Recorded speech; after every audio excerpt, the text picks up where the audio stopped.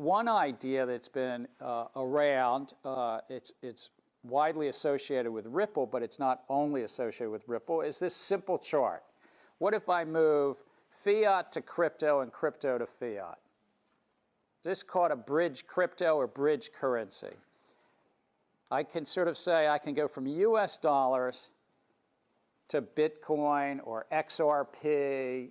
You fill in the middle and then move over to the other fiat, Mexican peso in my example. And might that take some cost out of the system? We have Sean's issue earlier of volatility. If the crypto is fluctuating a lot, that causes some issues. If there's a lot of cost or friction, because now you're doing two currency exchanges, not one. I'm calling crypto a currency for this purpose. I know that crypto is not technically a currency, but for this moment, let me just call it, you have two currency exchanges, and thus you have two bid-ask spreads to pay. Just the market makers, you need to pay the bid-ask spreads twice, and you have some volatility if the middle crypto is moving around. But this simple diagram is a big part of what Ripple is trying to create with XRapid, right?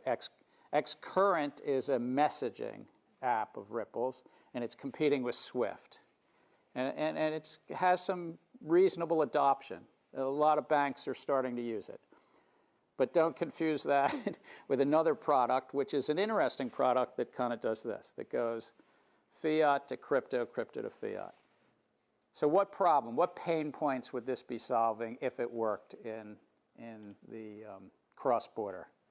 Anybody want to remind the class what Tom? Well, this reduces the number of intermediaries. You don't have to have your bank engage with a correspondence bank, which engages with a local bank, which then it sort of... All right, so it might, I'm going to say it might lower the intermediation because you still have on the two fiat sides a bank, a local bank and a bank, and to do the crosses, you need some market-making function, which in Ripple's case, they try to build into the application.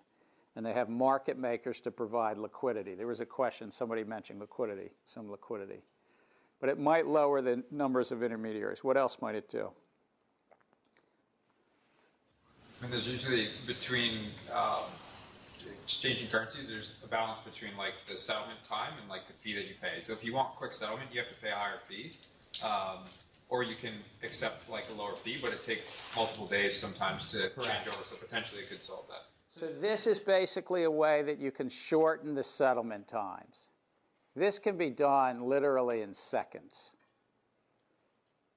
I'm not saying that you wouldn't pay a little extra for it, but this can be done very quickly if you have arrangements.